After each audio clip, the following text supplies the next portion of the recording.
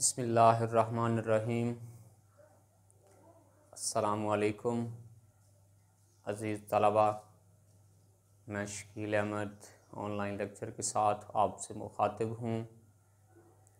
उम्मीद करता हूँ आप सब खैरियत से होंगे, तालीमी सिलसिले से जुड़े होंगे।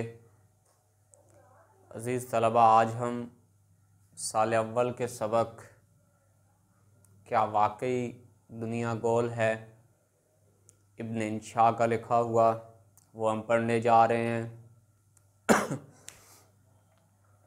पहले हिस्से में मुसन्निफ़ का तारुफ़, सबक का तारुफ़ या अहम निकात और उसमें अफ़सानवी किरदार कौन कौन से इस्तेमाल किए गए, शुमार किए गए, वो पढ़ेंगे।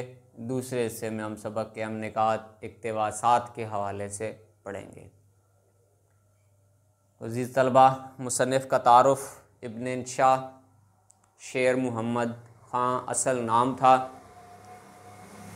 1927 में पैदा हुए और 1978 में इनकी वफ़ात है।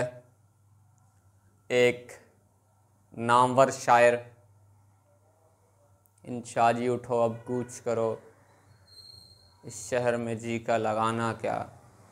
यह जवाब इंशा फिर लिखा, ये किसने कहा तुम कूच करो, ये शहर तुम्हारा अपना है, बातें न बनाओ इंशा जी। अदीब, बड़ा अच्छा अदब इन्होंने तख्लीक किया। सयाह हैं, सैर व तफरीह के मामले में सफ़रनामे उसकी वजह बनी। मिज़ा निगार, तंज़ो मिज़ाज से भरपूर इनकी तहरीरें होती हैं।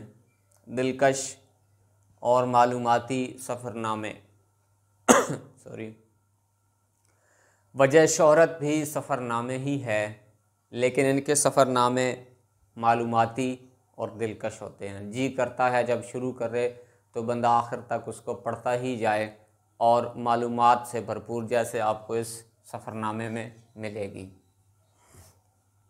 वसी मुताला थे। अज़ीज़ तलबा, किसी भी अच्छे अदब को जांचने या कोई अच्छा अदब तख्लीक करने के लिए जिस चीज़ की आपको ज़रूरत पड़ती है वो आपका मुताला का वसी होना है। आपका मुताला महदूद होगा, आपको चीज़ें भी महदूद पता होंगी, और आपका मुताला अगर ज़्यादा होगा तो आप ज़्यादा चीज़ों पे दस्तरस रख पाएंगे। उर्दू, हिंदी और फ़ारसी पर अबूर था, दस्तरस थी। शायरी में संजीदगी का मौजू है, और जब नस्र की बात आती है तो वो फिर वो तंज़ो मज़ाह में तब्दील हो जाती है। ये बड़ा अच्छा उनका एक जो है ना दस्तरस है, उनको अपनी तबीयत पे, अपने कलम पे, अपने असलूब पे, कि शायरी की बात आती है तो संजीदगी का पहलू है, और जब बात आती है नस्र की तो संजीदगी का पहलू है, तंज़ो मज़ाह का पहलू है। अक़वाम मुत्तहिदा के ज़ैली इदारे, तालीमी इदारे यूनेस्को से वाबस्तगी रही। तसानीफ़ हैं आपकी, चलते हो तो चीन को चलिए, आवारागर्द की डायरी, खुमार गंदम, इब्ने बतौता के ताक़ुब में, और दुनिया गोल है। तो आज का जो सबक है ये दुनिया गोल है से लिया गया है। सबक का तारुफ़ कुछ यूँ है। दिलचस्प, मज़ाहिया और मालूमाती सफ़रनामा है। आपके दिल के साथ चिपक जाने वाली, चस्पीदन मसदर से होता है चस्प, दिल के साथ चिपक जाने वाली चीज़। कायनात की वुसअत और इंसान की कम इल्मी का बयां है इसमें, कि कायनात, दुनिया बड़ी वसी है। कुरान में है, कुल सीरू फिल अर्ज़, दुनिया में चल फिर कर देखो, क्या तुमने नहीं देखा। तो इंसान की अक्ल महदूद है, थोड़ा सोचती है, दुनिया बहुत बड़ी है। सफ़र की बरकत और मसाइल का ज़िक्र किया गया है इस सबक में। दौरान सफ़र पेश आने वाली मुश्किलात का बयान है कि सफ़र में उसे क्या क्या मुश्किलात पेश आईं। सफ़र ना करने वालों पर लतीफ़ पैराए में तंज किया गया, बड़े खूबसूरत तरीके से मीठी मीठी मार दी गई है।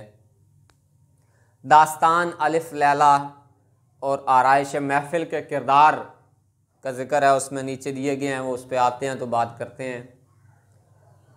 आगे बात होगी इल्म, काबिलियत और डिग्री के झूठे दावों का जिक्र आएगा। ये सबसे आखिरी बात है। हर हाल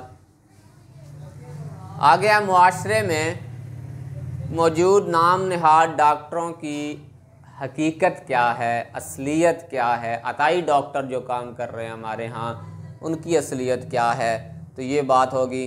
और आखिर में ज़ाती नाअहली छुपाने के लिए झूठ का सहारा लिया गया है, उसकी बात होगी। तो ये है सबक का तारुफ मुख्तसरन जो आप इस सबक में पढ़ेंगे। अब हम देखते हैं कि इसमें कौन कौन से किरदार पाए गए हैं। अफसानवी किरदार मुराद जो अफसानों में शुमार होते हैं, दास्तानों में, नावलों में लिखे जाते हैं, हकीकत से उनका कोई ताल्लुक़ नहीं होता।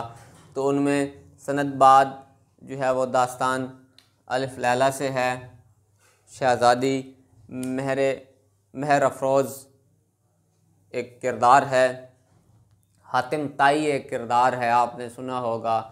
और एक किरदार आगे आता है इसी दास्तान गुलशन नौबहार में मुनीर शामी का, कि उसकी महबूबा ने उसको क्या लाने के लिए भेजा था, उस हवाले से उसका ज़िक्र है।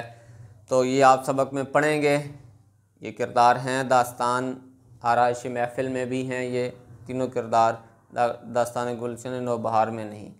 तो ये था अज़ीज़ तलबा सबक के मुसन्निफ़ का तारुफ़, सबक का तारुफ़ और सबक के अफसानवी किरदारों के हवाले से थोड़ा सा लेक्चर। मज़ीद अगले लेक्चर में हम इंशाअल्लाह सबक के अहम निकात इक़्तिबासात की रोशनी में पढ़ेंगे। तब तक के लिए अपना ख़याल रखें, हंसते मुस्कुराते रहें, खुशियाँ बांटते रहें। अल्लाह।